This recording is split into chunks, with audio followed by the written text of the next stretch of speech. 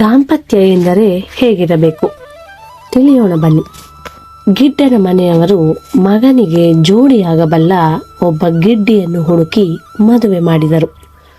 ಗಿಡ್ಡ ತನ್ನ ಹೆಂಡತಿಯನ್ನು ಗಿಡ್ಡಿ ಗಿಡ್ಡಿ ಅಂತ ಕರೆದರೆ ಆಕೆಯೂ ಸಹ ತನ್ನ ಗಂಡನನ್ನು ಗಿಡ್ಡ ಅಂತಲೇ ಕೂಗಿ ಕರೆಯುವಂತಹ ಅನ್ಯೋನ್ಯತೆ ಅವರಲ್ಲಿತ್ತು.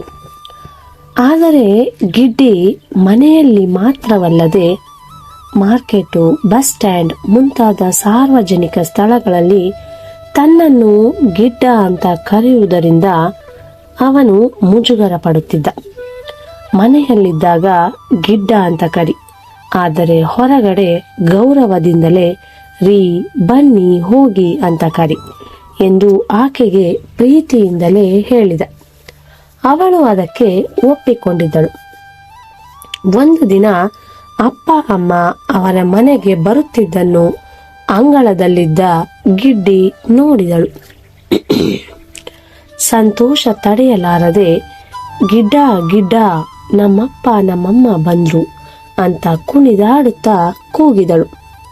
ಗಿಡ್ಡನಿಗೆ ತನ್ನ ಅತ್ತೆ ಮಾವನ ಎದುರಿಗೆ ಅಸಾಧ್ಯವಾದ ಅವಮಾನವಾದಂತಾಗಿ ಹಲ್ಲು ಹಲ್ಲು ಕಡಿದ. ಊಟೋಪಚಾರದ ನಂತರ ಮಗಳು ಅಳಿಯನನ್ನು ಹರಸಿ ಅತ್ತೆ ಮಾವ ಹೊರಟು ಹೋದರು. ಅವರು ಅತ್ತ ಹೋಗುತ್ತಿದ್ದಂತೆ ಗಿಡ್ಡ ತುಂಬಿಕೊಂಡಿದ್ದ ಸಿಟ್ಟನ್ನೆಲ್ಲ ಒಟ್ಟುಗೂಡಿಸಿಕೊಂಡು ಗಿಡ್ಡಿಯನ್ನು ಧರಧರನೆ ಎಳೆದುಕೊಂಡು ಹಿತ್ತಲಿಗೊಯ್ದು ಕತ್ತರಿಸಿ ಸಣ್ಣ ಸಣ್ಣ ತುಂಡು ಮಾಡಿ ಬಿಸಾಕಿದ. ಒಂದೆರಡು ದಿನದಲ್ಲಿ ಗಿಡ್ಡಿಯ ದೇಹದ ತುಂಡುಗಳೆಲ್ಲ ಗರಿಕೆ ಹುಲ್ಲಾಗಿ ಹುಟ್ಟಿ ಚಿಗುರಿದವು. ಹಸುವೊಂದು ಆ ಹುಲ್ಲನ್ನು ತಿಂದು ಅಂಬಾ ಗಿಡ್ಡ ಅಂತ ತೇಗಿತು. ಕೇಳಿಸಿಕೊಂಡ ಗಿಡ್ಡನಿಗೆ ತುಂಬಾ ಸಿಟ್ಟು ಬಂತು. ಹಸುವನ್ನು ಕೊಂದು ಅದರ ಚರ್ಮವನ್ನು ತುಂಡುಗಳಾಗಿ ಕತ್ತರಿಸಿ ಹಿತ್ತಲಲ್ಲಿ ಸುರಿದ. ಮರುದಿನ ಹುಂಜವೊಂದು ಹಿತ್ತಲಲ್ಲಿ ಚೆಲ್ಲಿದ್ದ ಚರ್ಮದ ತುಣುಕುಗಳನ್ನು ತಿಂದು ಕೊಕ್ಕೊಕ್ಕೋ ಗಿಡ್ಡ ಅಂತ ಕೂಗಿತು.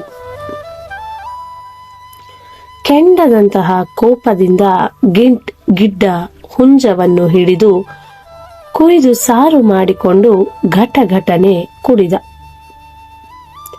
ಸ್ವಲ್ಪ ಹೊತ್ತಿನಲ್ಲೇ ಗಿಡ್ಡನ ಗಂಟಲಿನಿಂದ ತೇಗುಗಳು ಶುರುವಾಗಿ ಪ್ರತಿ ತೇಗಿನ ಕೊನೆಯಲ್ಲಿ ಗಿಡ್ಡ ಗಿಡ್ಡ ಅಂತ ತನ್ನ ಹೆಂಡತಿಯೇ ಕೂಗಿದಂತಾಗುತ್ತಿತ್ತು.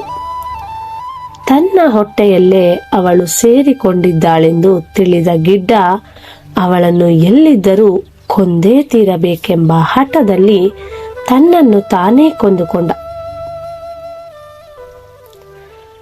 ಭೌತಿಕ ಅಸ್ತಿತ್ವವನ್ನು ಕಳೆದುಕೊಂಡರೂ ಗಂಡಿನ ಮೇಲರಿಮೆಯ ವಿರುದ್ಧ ಸ್ಥಿರವಾಗಿ ನಿಂತ ಹೆಣ್ಣಿನ ಗಟ್ಟಿತನವನ್ನು ಸಾಬೀತುಪಡಿಸುವ ಈ ಪುಟ್ಟ ಕಥೆ ದುರ್ಬಲ ಗಂಡಸಿನ ಮನೋದಾರಿದ್ರ್ಯವನ್ನು ಹೇಳುತ್ತದೆ. ಅಹಮ್ಮಿನ ಸಮರದಲ್ಲಿ ಬದುಕು ಮಾಧುರ್ಯ ಕಳೆದುಕೊಂಡು ದಾಂಪತ್ಯದ ಲಯ ತಪ್ಪುತ್ತಿದೆ. ದಂಪತಿ ನಡುವಿನ ಬೆಸುಗೆ ದೇಹ ಮನಸ್ಸುಗಳ ಸಮಾನ ಸಮ್ಮಿಲನಕ್ಕೆ ಸಾಕ್ಷಿಯಾಗುತ್ತಿದೆ.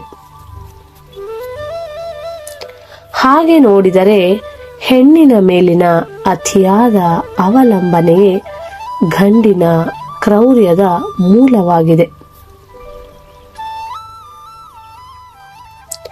ಗಂಡ ಹೆಂಡತಿ ಸಂಬಂಧ ಭಾವನಾತ್ಮಕ ಹೊಂದಾಣಿಕೆಯನ್ನು ಬಯಸುತ್ತದೆ. ಮೇಲು ಕೀಳು ಮೀರಿದ ಒಲವಿನಿಂದ ಮಾತ್ರ ದಾಂಪತ್ಯ ದೃಢವಾಗುತ್ತಾ ಸಾಗುತ್ತದೆ. ನಾನು ಬಡವಿ, ಆತ ಬಡವ, ಒಲವೇ ನಮ್ಮ ಬದುಕು, ಬಳಸಿಕೊಂಡೆವದನೆ ನಾವು ಅದಕ್ಕೂ ಇದಕ್ಕೂ ಎದಕ್ಕೂ ಎನ್ನುವುದು ಭೂಮಿ ಬಂಗಾರ ಎಂಬುದು ಸಂಪತ್ತಲ್ಲ, ಪ್ರೀತಿಯೇ ಸಂಪತ್ತು ಎಂದು ಭಾವಿಸಿ ಬದುಕುವುದಕ್ಕೆ ಬೇಕಾದ ನಿಲುವು ಇದು. ಅಭಿರುಚಿ, ಆಸಕ್ತಿ, ಆಲೋಚನೆಗಳಲ್ಲಿ ವ್ಯತ್ಯಾಸಗಳಿಲ್ಲದ ಒಂದೇ ಒಂದು ಜೋಡಿ ಸಿಗುವುದು ಸಾಧ್ಯವಿಲ್ಲ. ಆದರೆ ಸಣ್ಣ ಮಟ್ಟದ ಹೊಂದಾಣಿಕೆಯಲ್ಲಿ ವ್ಯತ್ಯಾಸಗಳನ್ನು ಸಹಿಸಿಕೊಂಡು ಪರಸ್ಪರರ ತಪ್ಪುಗಳನ್ನು ನುಂಗಿಕೊಳ್ಳುತ್ತಾ ಸುದೀರ್ಘ ಬಾಳುವೆ ಸಾಗುತ್ತಿರುವ ನೂರಾರು ನಿದರ್ಶನಗಳು ಸಿಗುತ್ತವೆ.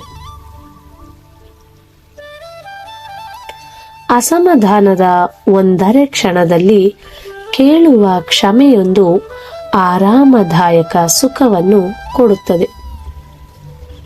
ಹಾಗಾದಾಗ ವ್ಯತ್ಯಾಸಗಳನ್ನು ಸಂಭ್ರಮಿಸುವುದು ಸಾಧ್ಯ. ಅಹಂ ತುಂಬಿದ ದಾಂಪತ್ಯ ಯಾತನಾಮಯ.